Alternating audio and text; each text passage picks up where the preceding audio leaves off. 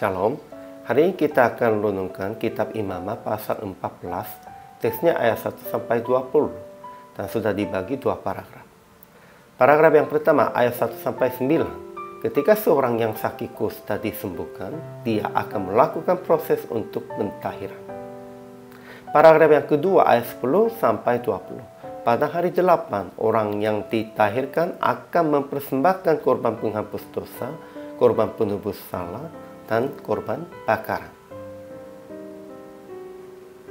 Kesimpulannya, ketika seorang yang sakit kusta disembuhkan, dia harus melakukan proses untuk pentahiran.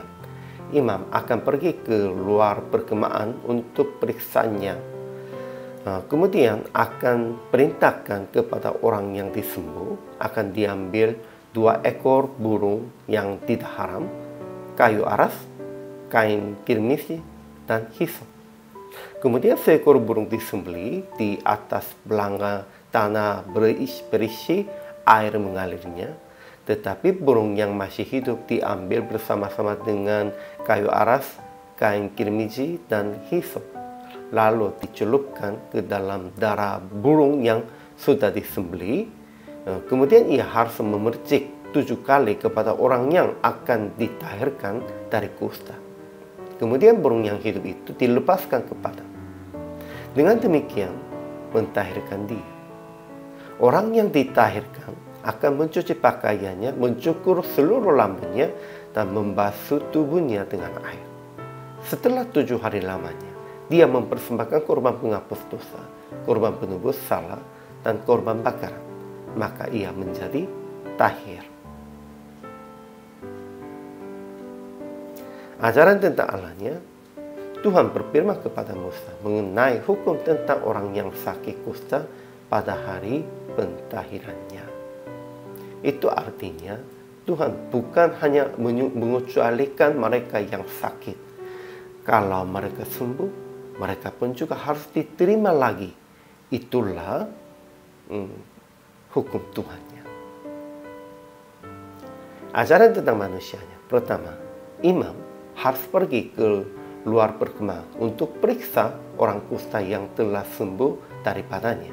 Dan ia mentahirkan orang itu dengan memercik darah burung yang disembelih 7 kali kepada orang yang akan ditahirkan dari kusta. Kemudian melepaskannya burung lain. Dan setelah 8 hari, ia mempersembahkan korban penghapus dosa, korban penebus salah, dan korban bakaran supaya mentahirkan orang kusta. Ia pada waktu dia sudah menjadi kusta, itu pun dari imam. Dan ia sudah ditahirkan, itu pun dari imam. Imam begitu harus menanggung jawabnya yang penting untuk pentahiran dan untuk menajisnya begitu. Kedua, orang yang ditahirkan dari kusta akan mencuci pakaiannya, mencukur seluruh rambutnya, dan membasuh tubuhnya dengan air.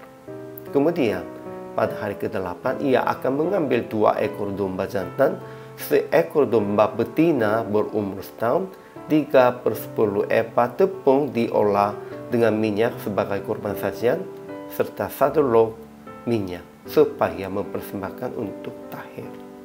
Pada waktu itu, untuk mentahirkan harus mempersembahkan korban. Zaman ini kita harus beribadah dan mempersembahkan dengan baik kepada Tuhan.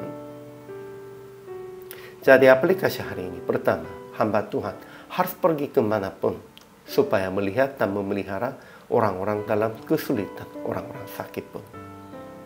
Kedua, menjadi tahir, baik secara jasmani maupun secara rohani di hadapan Tuhan. Kita harus usahakan menjadi tahirnya. Ketiga, melihatkan hati terima kasih atas Tuhan dengan mempersembahkan yang baik kepada Tuhan. Apa yang baiknya? Zaman dulunya sudah dijelaskan itu burungnya atau dombanya atau jantannya, betinanya begitu. Tetapi zaman ini itu harus terbuka kepada Tuhan.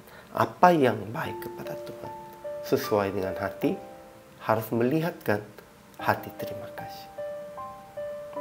Akhirnya praktik hari ini, introspeksi diri setiap hari dalam firman. Apakah kehidupan Anda cukup tahir atau tidak? Kemudian usaha akan mentahirkan kehidupan Anda sesuai dengan hukum dan ketetapan Tuhan berdasarkan kasih. Kemudian mempersembahkan dengan yang baik untuk Tuhan, untuk sesama juga. Hari ini juga, selama melayani, Tuhan Yesus memberkati.